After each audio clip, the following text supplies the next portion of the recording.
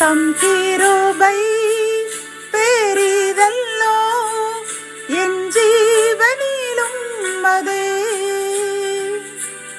இம்மட்டும் காத்ததுவே இன்னும் தேவை கிருபை தாருமே இன்னும் தேவை கிருபை தாருமே.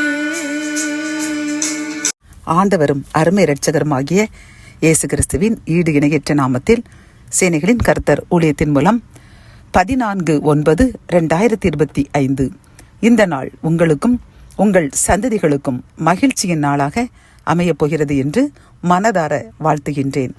இன்று நாம் அறியவிருக்கும் கிருபையின் வார்த்தைகள் ரூத்தின் சரித்திரம் 3ஆம் அதிகாரம் 18ஆம் வசனம். இன்றைக்கு இந்த காரியத்தை முடிக்கு முன் இளைப்பாற மாட்டான்.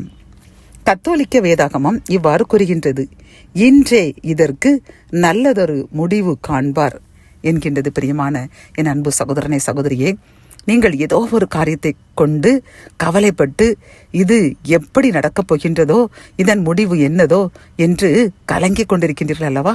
கர்த்தர் கூறுகின்றார், உன் கவலையை விட்டுவிடு.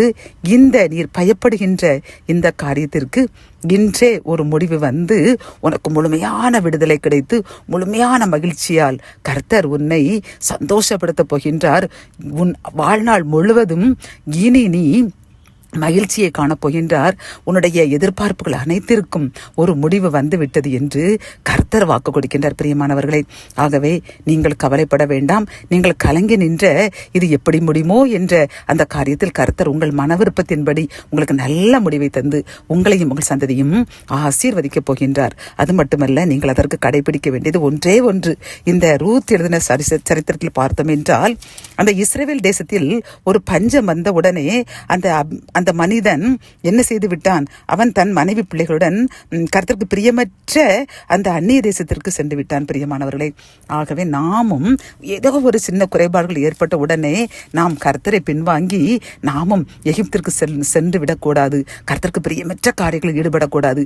இப்படி செய்தால் நமக்கு முடிவு வந்து விடுமா, இப்படி போனால் நமக்கு ஒரு நல்ல காலம் வந்து விடுமா என்று நாம் கர்த்தரை விட்டு பின்வாங்கி அவருக்கு பிரியமற்ற காரியத்தில் நாம் செய்துவிடக்கூடாது. ஆகவே நாம் கர்த்தர் ஒரு சில பாடுகளை நன்மைக்காகவே அனுமதிப்பார், இறுதியில் முழு வெற்றி தருவார் என்று காத்திருந்த நமக்கு நன்மை கிடைக்கப் போகின்றது. இதே போன்று நாம் இதை சாட்சியாக கூற வேண்டும். ஏதேனும் துன்பத்தில் உள்ள மக்கள் அங்கு சென்று விடுவோம், இங்கு சென்று விடுவோம் என்று கர்த்தரை விட்டு பின்வாங்க நினைப்பவர்களுக்கு நாம் ஒரு சாட்சியாக வாழ்ந்து அவர்களையும் கர்த்தர் பக்கம் திருப்புவோம். ஜெபம். என் அன்பு தகப்பனே, இந்த கிருபையின் வார்த்தைகள் மூலமாக எங்களுக்கு ஒரு நல்ல முடிவை தந்து நாங்கள் பயந்திருக்கின்ற காரியத்தில் எங்களுக்கு முழு வெற்றியை தந்து ஆசீர்வதிப்பேன் என்று கூறின இந்த கிருபையின் வார்த்தைக்காக நன்றியப்பா. நாங்கள் நீர் கூறியபடி இந்த ரூத் சரித்திரத்தில் உள்ளதுபடி எந்த துன்பங்கள் வந்தாலும் உம்மை விட்டு பின்வாங்கி போக மாட்டோம் என்று உறுதி கூறுகின்றோம். பின்வாங்கி போகின்ற மக்களையும் உன் பக்கம் திருப்புவோம் என்று வாக்கு கொடுக்கின்றோம். ஆசீர்வதிங்க, பலப்படுத்துங்க, சாட்சியை நிறுத்துங்க. மீட்பர் இயேசுவின் மூலம் ஜெபம் கேடும் நல்ல தகப்பனே, ஆமேன்.